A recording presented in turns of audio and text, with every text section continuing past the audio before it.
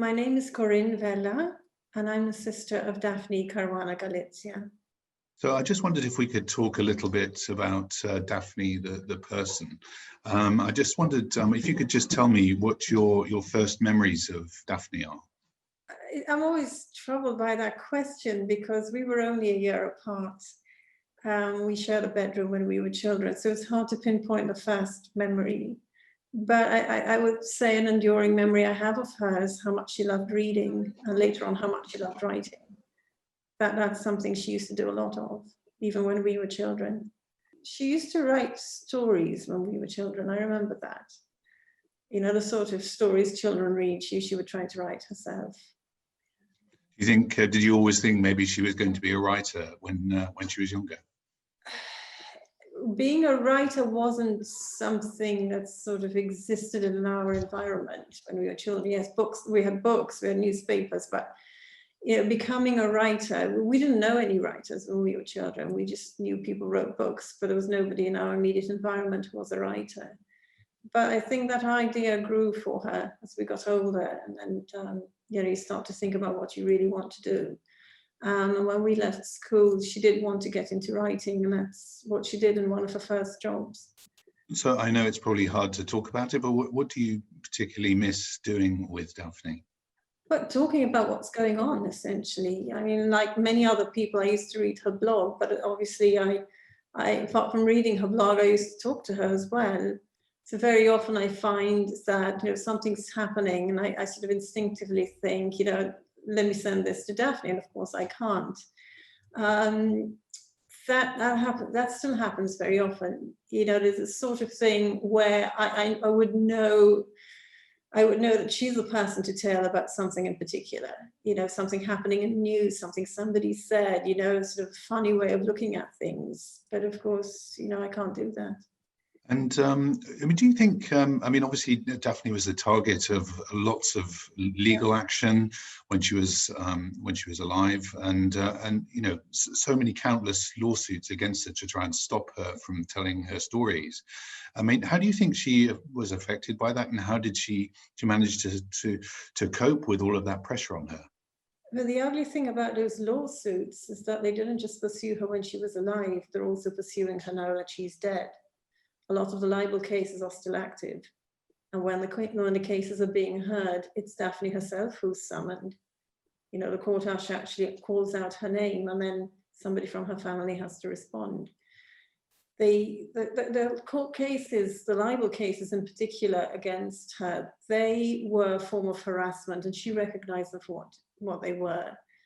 And one of the ugliest instances was when the economy minister at the time took a false oath in court and asked for her assets to be frozen. You know, that's when we sort of felt like there really are no limits. People truly are truly assured of their own immunity to be able to do something like that, lie in court when people know you're lying, and to get away with it. And another of the ugly cases was when the Prime Minister sued her. He's still suing her. The same person, he left office in disgrace, and he's still suing her. And there's one of the financiers of one of the political parties, his name is Silvio De Bono. He filed 19 cases against her. All of them are still active. There's a hearing later this month. So the pressure was enormous. And she did feel it, of course, because these cases were designed to waste her time, her energy, and her money, because it's incredibly expensive to fight all of those cases, and to do that practically alone. Now, Daphne was obviously a very strong woman, just to withstand all of that. But if you look around the world today, there are lots of strong, powerful men in charge, and more seeming to come to power all the time. You look at people like Donald Trump and Alexander Lukashenko in Belarus, and Vladimir Putin. Do you think the world needs strong women like Daphne to stand up and say, no, this isn't right? The world will always need people like Daphne to say, no, this isn't right. But what we really need are not just strong women, but people who are principled, and people on the right side of things, whether they are men or women. As long as there are men like that in power, you will always need people like Daphne. But you need people like Daphne who are men and women, And you need people in power who are principled, whether they are men or women. Do you think there'll be changes in Malta now? Obviously, you have a new prime minister.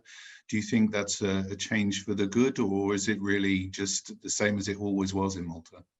Some things aren't working. We know for certain that there is a degree of continuity with the previous administration. One of the problems we're facing with the current prime minister is that he's seeking to shut down the public inquiry that took 2 years of negotiations to open up. That only started last year, and then barely a year before its term is up, the prime minister wants to shut it down. It's given a deadline of 15th of December, and it's not within his remit to do that. So there is a degree of continuity. There have been changes, and I'm optimistic that there can be more changes. But we haven't seen a revolutionary change in the way things are done. So we know we're going to be fighting the problems for quite a while yet.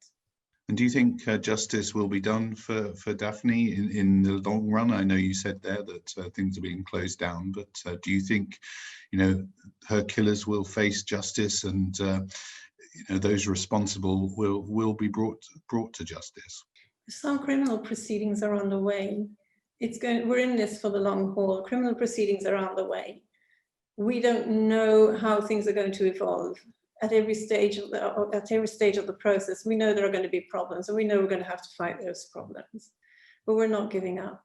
We're going to see this through. Do you think Daphne's legacy lives on, and the work that she was doing continues to be done? I know that obviously you and your family are doing an enormous amount to make sure that her memory isn't lost, and the work she's been doing is continuing. But do you think other journalists are carrying on her work, investigating things that are going on in Malta and beyond? Yes, certainly. I mean, that's something we have seen. There's more and better journalism. And journalists working here now know they're working in a dangerous environment. So it's admirable that they do the job at all.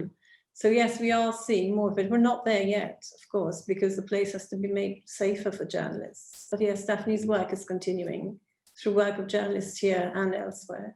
So we're coming up to the third anniversary of Daphne's death, and what are your thoughts right now when you're coming up to that? Will you be marking that anniversary, that dreadful anniversary, in any way? It's a little bit different this year because of health restrictions. There isn't going to be much happening in the streets, but yes, we will be marking it in some way on a personal level. I understand that there are civil society groups who are planning events, but we don't know what those are just yet.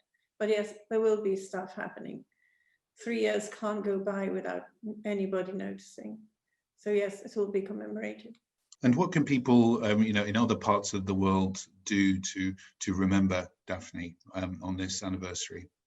That's difficult to say, because of course circumstances are different in different parts of the world. But I think that one of the best ways of remembering Daphne is just simply to do the right thing, to be on the right side of justice.